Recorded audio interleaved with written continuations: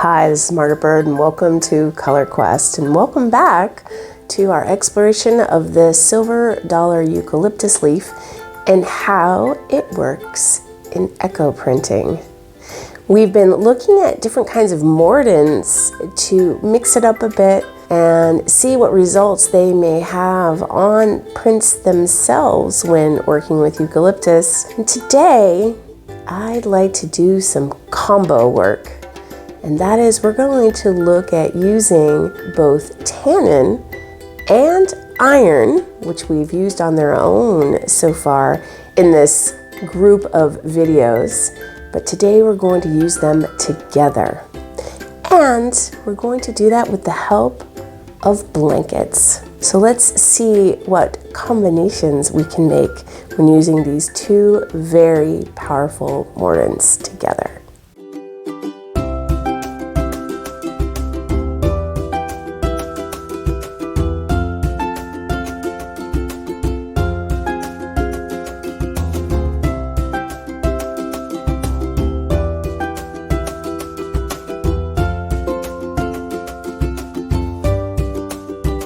So this is week 4 of our experimentation with the silver dollar eucalyptus leaf. And so far we've looked at alum and tannin. And last week we looked at the star of iron, all being used as a mordant on the target fiber, or the fiber in which we're going to print on.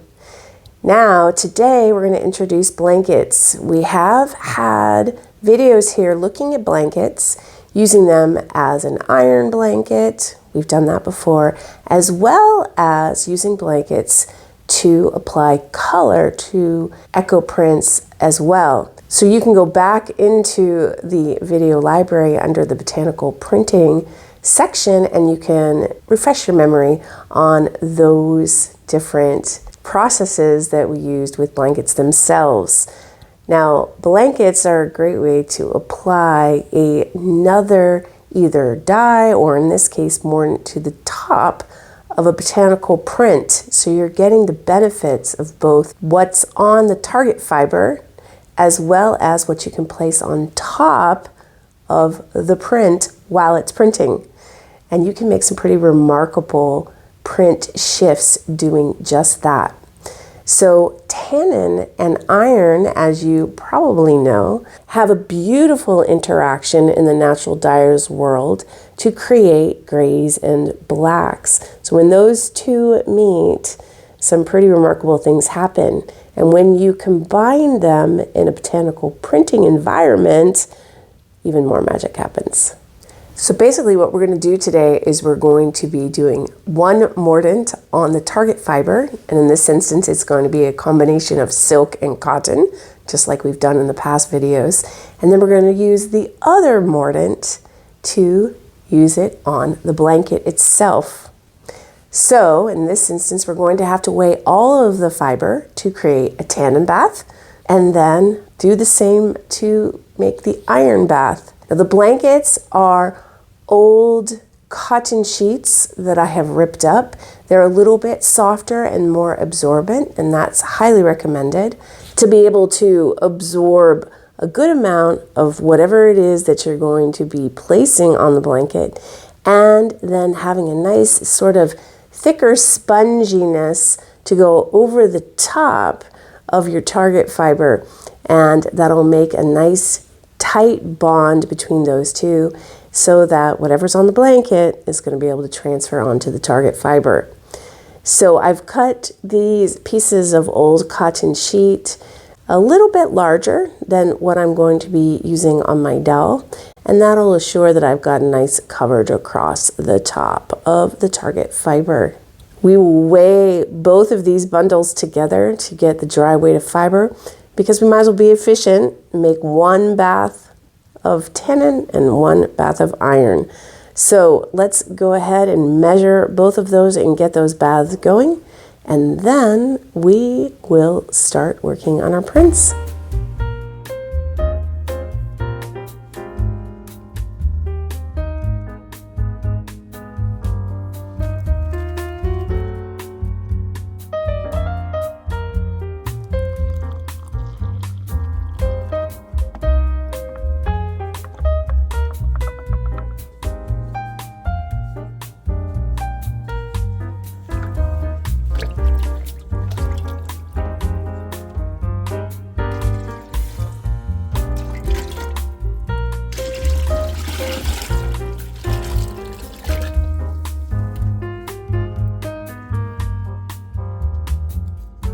know I'm all about repurposing, so we're going to be repurposing a few things in today's video. One is any cotton that I'm using for the blankets will be washed and reused, as well as, in this case, the iron bath from last week's video.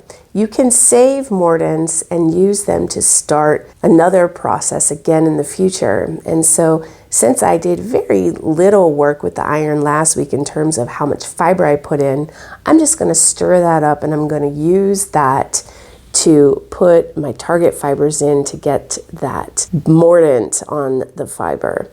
The other thing I'm going to be repurposing is the plastic barrier that I'm using. This is materials that come in shipping packages to me that I save, and I always wash them and use them again and again for this barrier function. By putting the barrier plastic down, I'm just assuring that I'm not going to accidentally print back on the fiber on the backside. So it will create a nice clean print where I don't have to worry about that accidentally printing in more than one place. The other thing that I'm repurposing is the binding material. In today's video and all of these videos, you've noticed that I've used an old cotton sheet that I've cut into strips. These strips create a nice solid bind that I can be assured I won't have any markings from the binding material itself.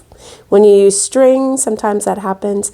So by using cut cotton sheets like this, it just is going to eliminate that risk. After I'm done with today's video, I will wash those pieces of binding material and I will use them again and again. I just keep them stashed in a space in my inventory closet in my dye studio.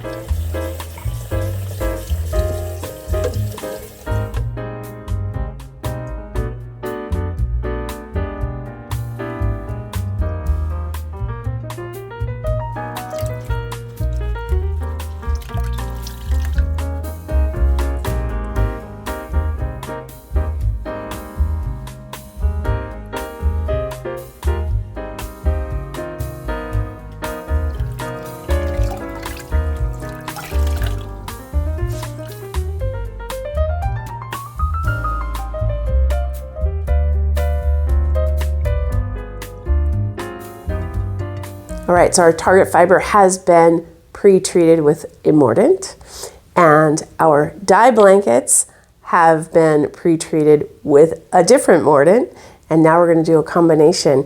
You'll notice that I'm going to be building one set of prints for each one of these combinations, meaning that I'm going to be binding together a piece of the cotton and a piece of the silk that have one mordant, for example, tannin, and then I will use one iron blanket on top so that I can do one bind around one dowel.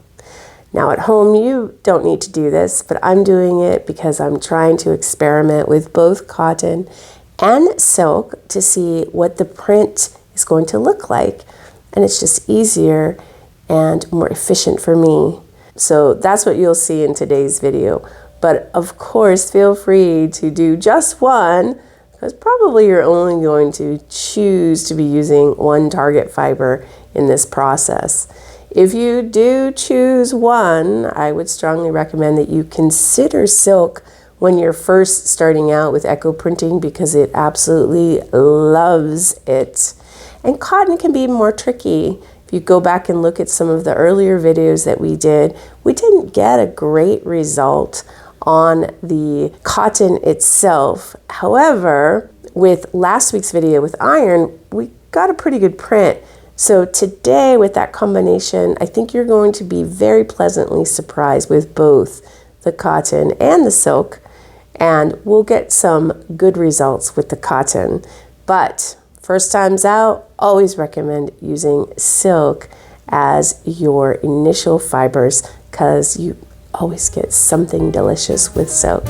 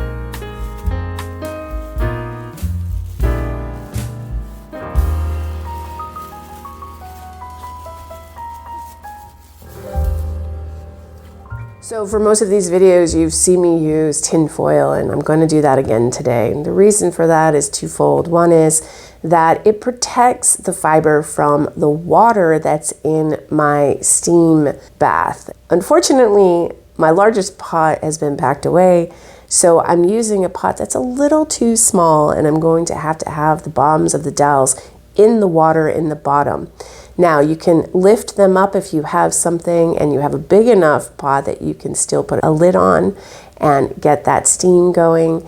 But since I don't, I'm going to be wrapping them in foil to protect the water from seeping in. The only reason to do that is that it just allows for a sharper print. The second reason for using tin foil is that it can create a nice heat environment, keeping that heat solid inside of the tin foil wrap. So let's wrap them up and get them in the pot.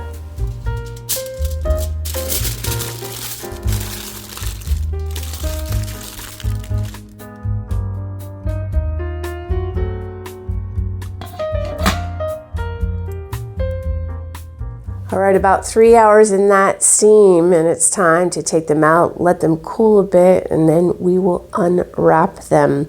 After I'm done, I'm going to be washing everything, the fiber, the blanket, the repurposed plastic, as well as the dowel, so that I can use all of that again. Iron can contaminate things, so you really want to make sure that you're getting any residual iron off of all of that. Let's go ahead and get that going so we can see what incredible prints we've made with both of these blankets.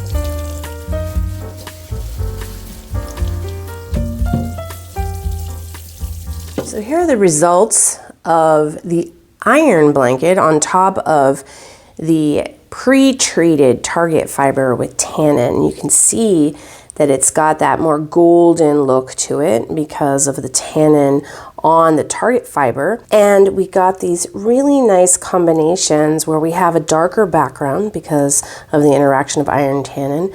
But when the leaves have been protected, they can still do their beautiful job of printing on the target fiber in this beautiful orangish color.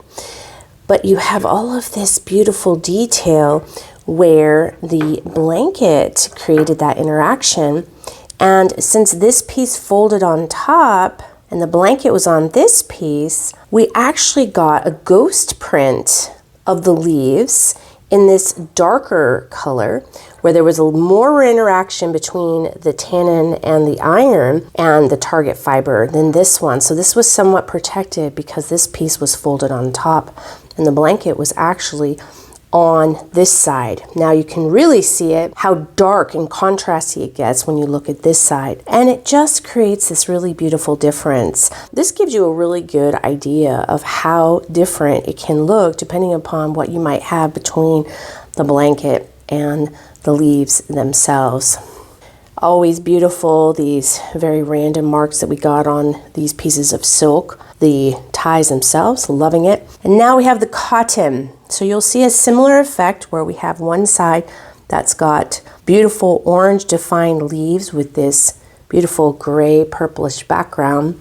And then the side where the iron blanket was right on top, it's much darker.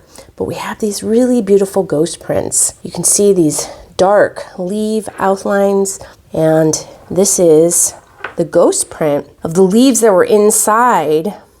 So it's a really cool difference, and we've got a little bit of that orange coming through. So you can see again at home, you probably would only do one or the other. If you want to have a little bit more contrast like this, having that fiber be between the blanket and the target fiber, you are potentially going to get more of this orange effect here. So play around with that. It's really great to see it on one piece of fiber to give you that idea, but most likely you're going to choose one or the other for your home prints. And here is the results of the Tannin blanket on top of the iron target fiber. And here, look at this. I mean, how beautiful is this print? We've got this beautiful interaction of the tannins, and the eucalyptus still has a chance to give its orange color, but you get these beautiful black markings where the tannin and the iron touched. And I love this more speckled background, and that's because the fiber was not super taut, and the Tannin blanket wasn't able to touch all the bits and pieces, but that gives you these beautiful patternings on top. You can see that we have the side that was touching the blanket directly versus the one that was folded over. It had a much darker background, which makes sense because this tannin blanket was touching this iron directly, as opposed to this lighter background. It's really remarkable, the difference when you have a piece of fiber in between, and so the leaching of the tannin onto the iron was much more subtle. So if you want something like this, you can always put a piece of fiber in between, and you get these beautiful, almost ghost prints, I guess you could call them, because it is a print on a print. Again, beautiful results with just throwing in this piece of silk into the mix. And then let's take a look at the cotton.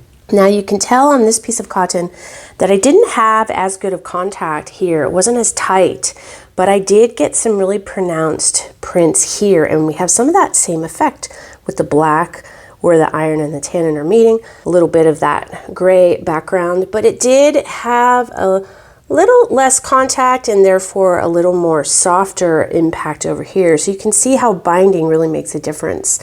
Now if I flip this over, it's even less because this would have been the side that wasn't touching directly to the blanket. And again, there's some areas where it was, got these really dark tannin iron lines, but it's a very soft print on this side. So if you put a piece of fiber in between the blanket and the target fiber, it's just going to be that much lighter. But all in all, we got some really interesting results. This was a great experiment, and I'm super excited to have tried it out. So how about that? I have been using blankets in my own creative practice now since I've discovered how wonderful the results can be. I absolutely love the effect, and it's so interesting to see the difference, even though we're using iron and tannin in both of these ways, how using a blanket actually has a different impact. It kind of is a mathematical way of having to think about things, or just put it together and just be wowed by the results. That's pretty much how I do things in my studio. I'm really excited to have had this opportunity to look at all these different ways in which mordants and the process by using them can make a difference in prints. So next week on Color Quest, I'd like to just look at all 4 or 5 of the ways in which we've used these 3 mordants with the eucalyptus leaf and look at them side by side. I'll be interested to see which ones you think are your favorites, and which ones I know that I will be doing again and again. So have a wonderful week, and I look forward to seeing you next time on Color Quest.